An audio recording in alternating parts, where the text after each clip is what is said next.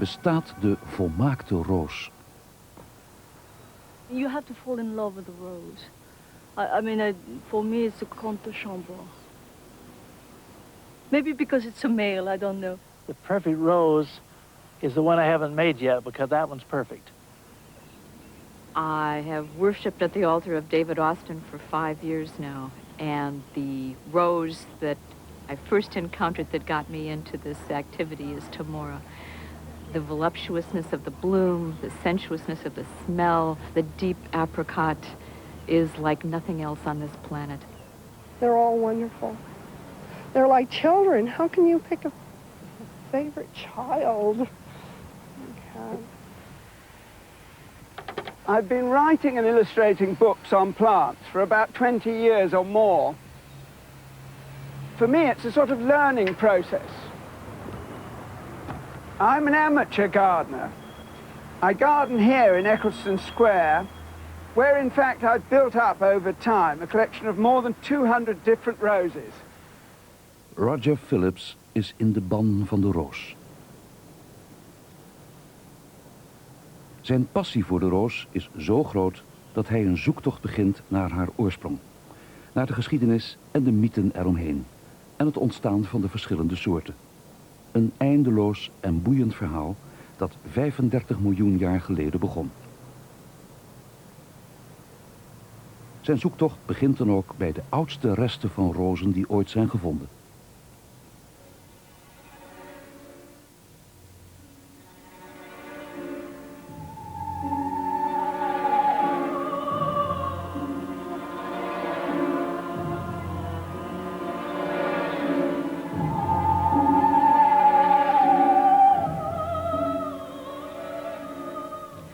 The oldest known evidence of roses is fossil evidence. And I've come here to Colorado to look at the fossils that are found here. And they certainly have magnificent fossils. Look at these trees. I'm here at the Florissant National Monument, and I'm going to talk to a man from the Natural History Museum of Denver, Kirk Johnson. This is what we call the big tree for obvious reasons. It's gigantic, isn't it? It's a sequoia. What kind of date is that? The upper ledge above us has a radiometric date of 35 million years. Dit hele gebied is ooit één groot oerbos geweest dat vervolgens onder water heeft gestaan. We take a look at this hill over here. But this shows the great masses of mud and stuff that came down, does it? Yeah, you can see the actual mud flow that capped off the lake sediments, and if you crawl underneath here and look, you can actually see the layers. I knew I was going to end up under a rock somewhere. This is the bottom of the mud flow that came in and actually buried the lake. And what you see here are the layers of the lake bed. These flat laminated beds are actually the layers. Very clearly exposed, yeah, isn't it? You can exactly. See. And this is the stuff you find the fossils in. Yeah, it's these little lake beds that have the fossils. You can see there are pieces of these things lying around, these little chunks like this. And this is the paper shale I mentioned to you. You can see it's just like tiny little pages. Just like paper? Just like paper. It's like reading the book of the earth when you split these things apart, because you have these wonderful fossils on the pages of the rock and you split them apart. I'm a very good archivist here. Let's see. Oh, here, this is a bit of a stem, it looks like. Whether it's rose or not, I don't know. We'll never know. Yeah. But may I have a look at the one you bought to show me? I did bring one along in the pocket here. Carefully packed. Straight from the Smithsonian. Okay.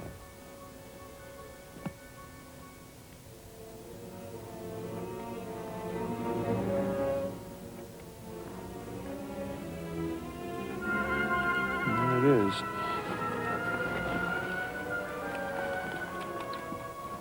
Oh, it's a perfectly preserved rose leaf, isn't it? Mm-hmm. Yeah, and you can clearly see the details of the leaf. The detailed venation of the leaves and the teeth are what you would find in, very similar to a modern rose. The rose family goes back further into the geologic record. But the genus Rosa makes its first appearance today. 35 miljoen jaar geleden zijn dus op het noordelijk halfrond dit soort rozen verschenen. Maar hoe zijn die soorten onderling gaan kruisen?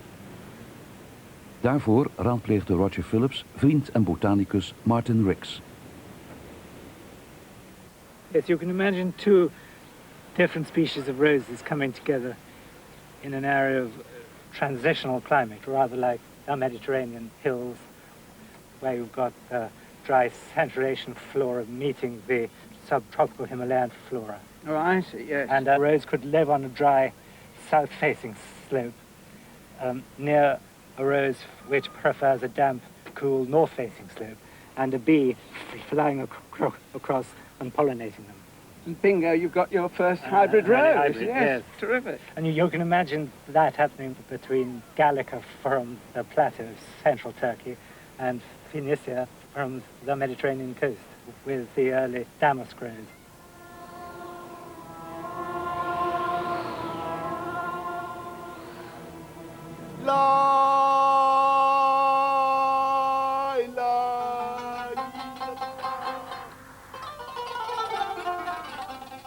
Martyn Riggs is een gedreven plantenverzamelaar.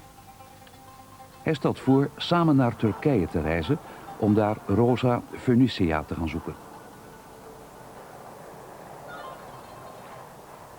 Maar de eerste ontdekking doet Roger Phillips alleen. This looks really an interesting looking rose.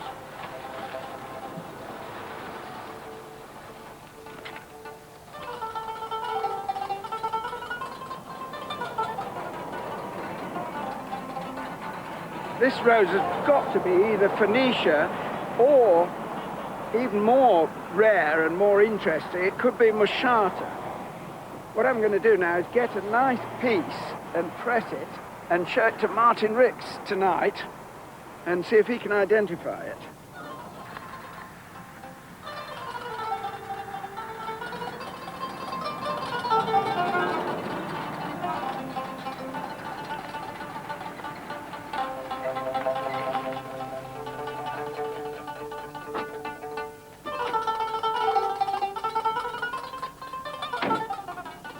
Martyn? Oh, Roger.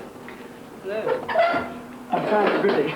And I found a good out from over there. Have a look at this. What's that? Well, Golly, that's fantastic. I thought it was a dog rose at first, and then the leaves No. are hairy. Look at that. Yes, look at the big teeth. I think that's Rose Phoenicia. Do you? But these big teeth are characteristic. I was looking at it up in the flora before we left. Yeah. That's really exciting. It's in style, isn't it? Good health, it is. Where'd you find I that? think it's a real thing. Volgens Martyn Riggs was er weinig bekend over waar Rosa Phoenicia te vinden zou zijn. Deze roos is nooit echt verzameld en wordt zelfs niet gekweekt. Roger! Come and look here!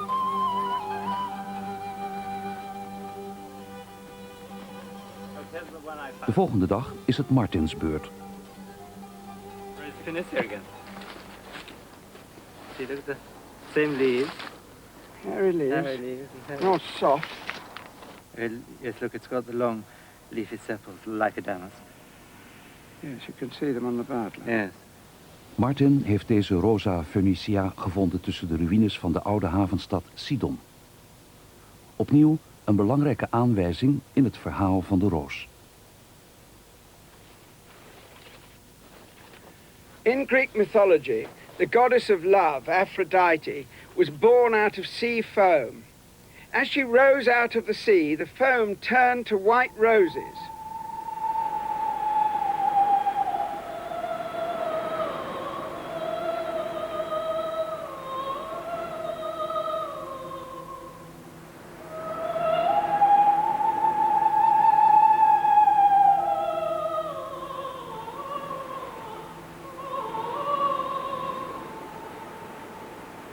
Why the rose of all the flowers should become the symbol of love, I've no idea.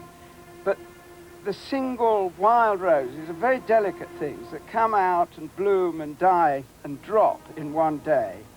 And in contrast to that sort of simple beauty and the scent of the lovely wild flower, you've got the nasty, vicious thorns giving you the sort of tragic element, perhaps, of love. The interesting thing is what the rose might have been. It might have been a white dog rose, or even the wild white Phoenicia rose, or perhaps it was a very early alba, a semi-double alba, or even a single alba. Rosa alba is an ancient group dating back to classical times. It arose probably as a natural hybrid between Rosa canina, the wild dog rose, and Rosa damascena. They're white, or sometimes rather pale pink, with this blue foliage, and make very fine garden plants. This one's Rosa alba semi-plena, meaning semi-double. De witte roos is het symbool voor onschuld en maagdelijkheid. De rode roos symboliseert volwassen worden. In mythology, the story of the creation of the red rose is that Aphrodite ran to rescue her beloved Adonis, who was fighting with a boar, and she caught her thigh on a rose bush. A drop of blood fell from her thigh onto a white rose, and it turned into a red rose.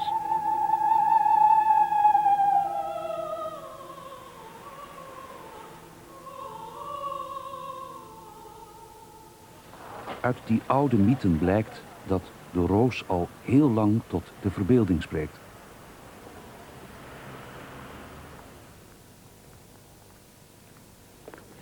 Here in the British Museum, I'm coming to find out about the first clues to man's involvement with the rose.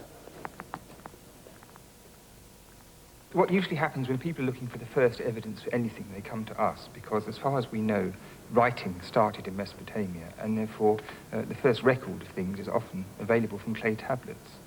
And there's a lot of evidence to do with plants. What actual period does that come from? Documents which really help us to identify ancient plant names don't really come in before the first millennium. That's after 1000 BC.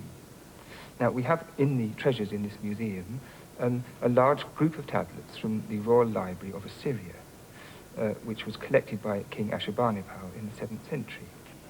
There's a word amurdinu in Babylonian, which this Russian scholar has argued that this is a word for wild rose or rose, and his evidence is partly derived from literary compositions where people refer to the plant for an image, and the most famous example is the Epic of Gilgamesh. And in this story, they are in pursuit of the plant which will confer eternal life. And when they find this plant, they say, like an amurdinu, its thorns will prick your hand. And you know from this, obviously, that it was an attractive plant, that it was prickly, and so forth. Yes. And if you put this all together, you can argue that this might indeed be the word for rose. And which is the actual word? Well, let's see if I can find it. It's here. It is written amurdinu. Yes. Now I've got a little surprise for you. I brought a piece of clay, and I'm going to ask you if you could possibly write the word rose for us. In Babylonian? Will it be in Babylonian? In Babylonian, yes, with pleasure. Okay, pass it over here then. Let's move this out the way. That's a very fine tablet. Right, what can we use? You realise, of course, that they wrote tablets with cut reeds as a stylus in Mesopotamia. I'm going to have to use a ruler. Yes. They also had rulers, but not this kind. Here we go.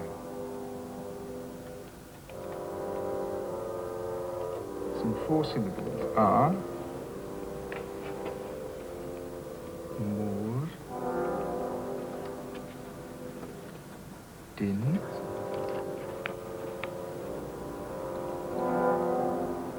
num. I don't know whether King Ashurbanipal would have employed me as one of his calligraphers, but I've done my best for you. De Romeinen schreven niet alleen over rozen, maar kweekten ze ook massaal. Net als bij ander vermaak kenden ze geen grenzen. Heliogabalus was een Romeinse keizer uit de 3e eeuw.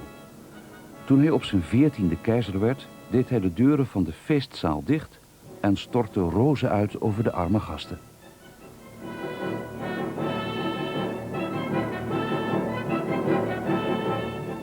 Something like 8 of them were actually suffocated before the end of the feast. But what were the roses they used, and how did they manage to produce petals in such vast quantities? De eerste verwijzingen naar tuinieren staan in Romeinse teksten.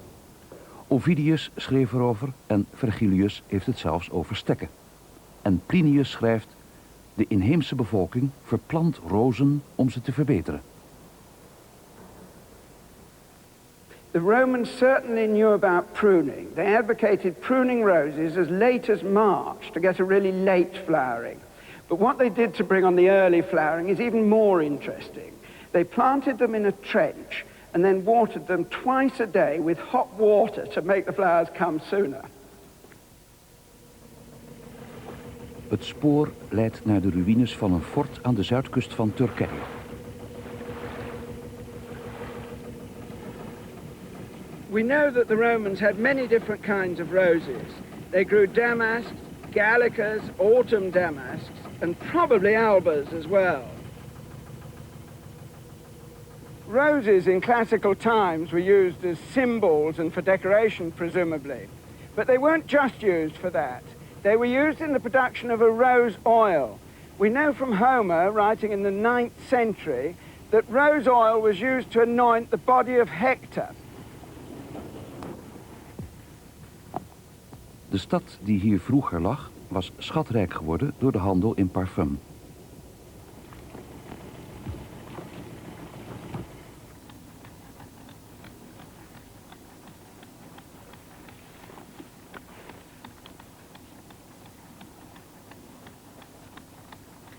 The city of Physalis was established by the islanders of Rhodes in 690 BC. They were passionate rose lovers. On the back of their coin, they even had the symbol, the rose. Money was of great concern to the Thessalians. There's an ancient saying, never lend a Thessalian money. The next day he'll remember it as a gift. Maybe it was the Thessalians' interest in money that led them to develop a rose that, it was said, flowered all year. It can't have done, really. But perhaps it was the twice-flowered damask, the autumn damask. By Roman times, we certainly know this was grown in great quantities down at Paestum. Anyway, the roses that they grew for their flower industry and the petals were probably grown way up here in the mountains.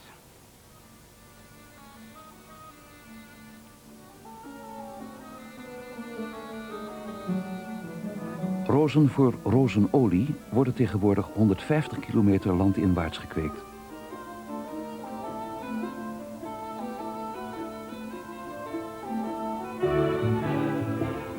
Boven de rozenvelden hangt een bedwelmende geur. De bloemen worden vroeg geplukt voordat de kostbare olie verdampt in de hitte van de zon.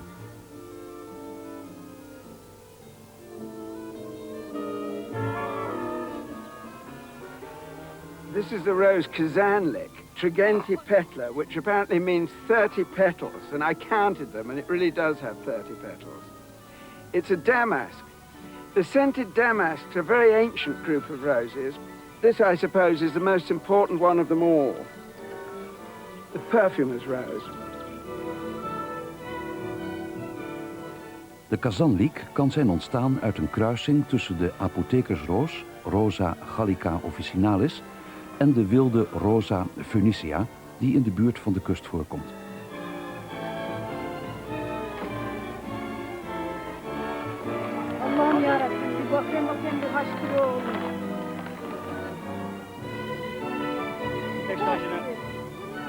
De zakken met rozen worden verkocht aan een coöperatie die er rozenolie van maakt.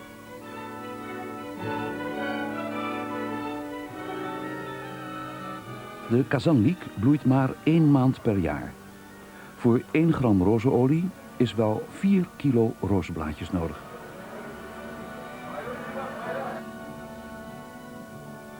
Hadden de oude Grieken de technische kennis om te distilleren? Waarschijnlijk maakten ze rozenolie door blaadjes in olijfolie te zetten.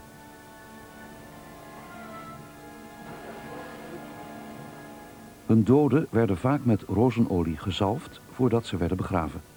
Misschien zag men rozenolie toen als een levenselixer.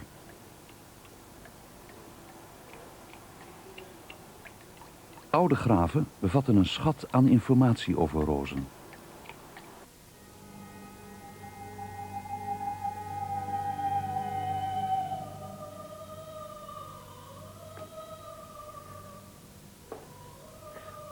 William Flinders Petrie, perhaps the greatest archaeologist of all time.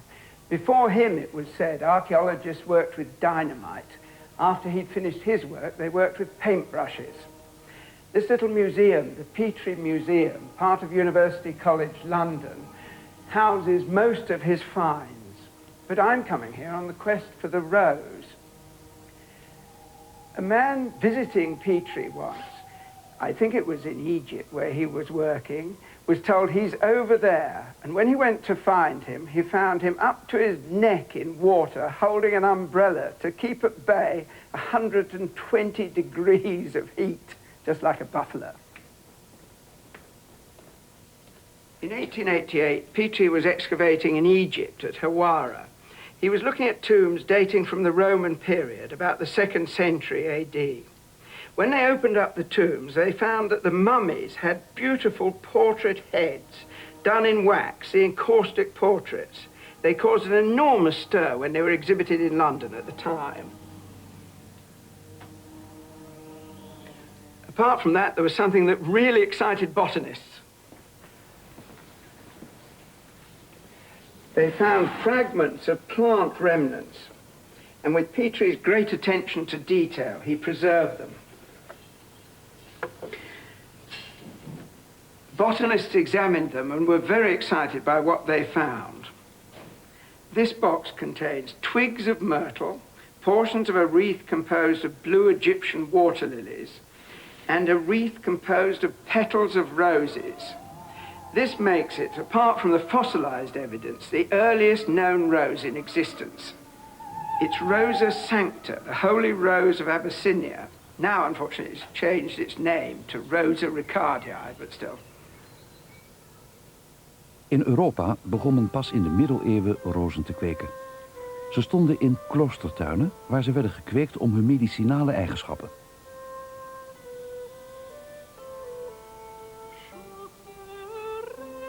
Bij kloosters kwam Rosa gallica officinalis voor, de fraaie rode apothekersroos en de opvallende gevlekte Rosa mundi.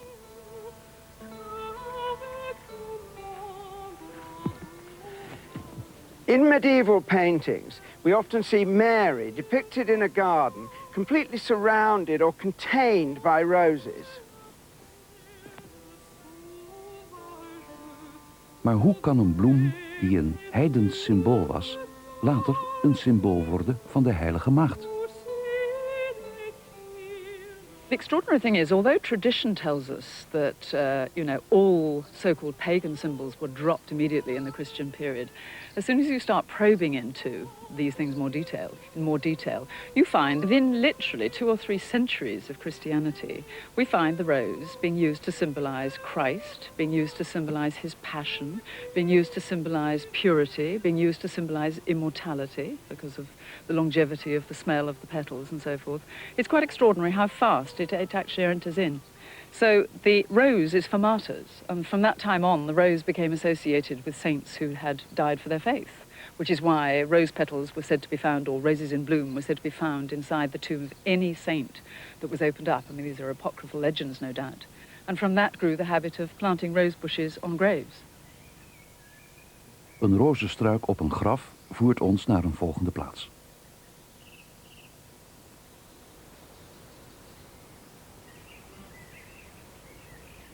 Via een kerkhof in Suffolk loopt het spoor naar een roos uit Perzië.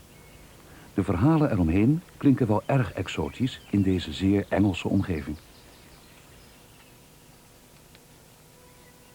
The Avesta, which is the earliest sacred book of Persian times, mentions the rose. There were 2 angels of Ormuz that were associated with the rose. One was the angel Din, who was associated with the 100-petal rose, and the other was the angel Rashnu, who was associated with the dog rose. Die 100-bladige roos kan geen centifolia-roos zijn geweest. Die bestond nog niet. Het ging waarschijnlijk om een andere gevulde roos.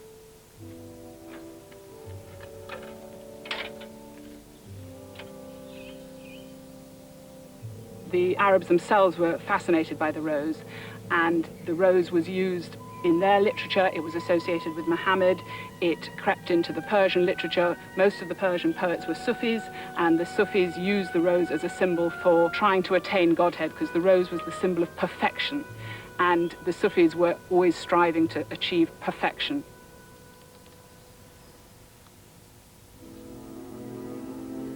Dit is het graf van Edward Fitzgerald. Hij was de vertaler van de 12e-eeuwse Perzische dichter Omar Khayyam. Omar Khayyam roept in zijn gedichten op om te genieten van het leven en de liefde en noemt daarbij ook de roos.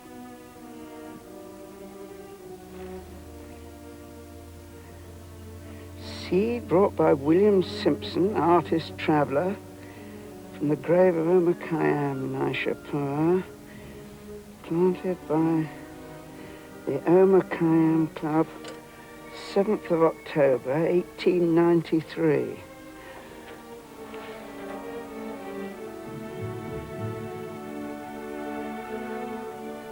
William Simpson was the artist illustrator of the Illustrated London News.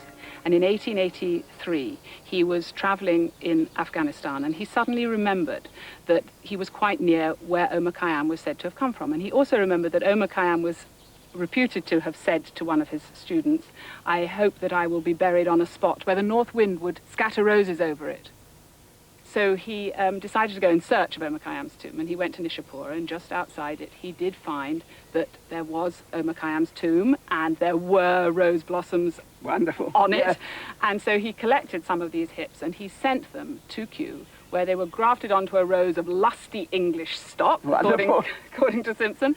And then the Omar Khayyam Club, which had been started in 1892, decided that it would be a great idea to plant this rose on Fitzgerald's tomb. So in 1893, a little group of members of the Omar Khayyam Club came down to the graveyard at Bourges and had a little planting ceremony at which a number of poems were read, including a lovely one by Edmund Goss. Reign here, triumphant rose from Omar's grave, borne by a dervish o'er the Persian wave. Reign with fresh pride, since here a heart is sleeping, that double glory to your master gave.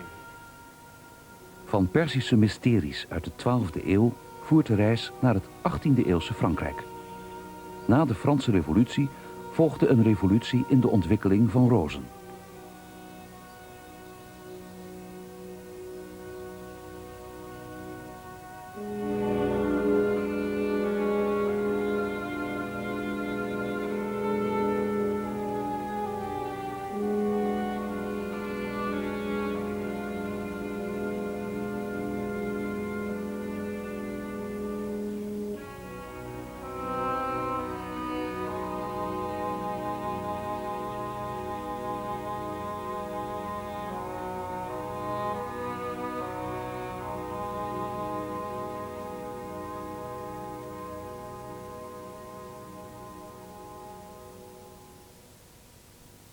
Volgende week gaan we dus naar Frankrijk, op zoek naar belangrijke wilde rozen. Zondagavond, 6:15, in De Band van de Roos. In het eerste gedeelte van het boek leest u de geschiedenis van de roos. Het tweede gedeelte is een rijk geïllustreerde rozengids. Maak 5950 over op Giro 54 42 32 van Teleac in Utrecht en het boek wordt u toegestuurd. Dus 5950 op Giro 54 42 32. Het is ook verkrijgbaar bij de boekhandel.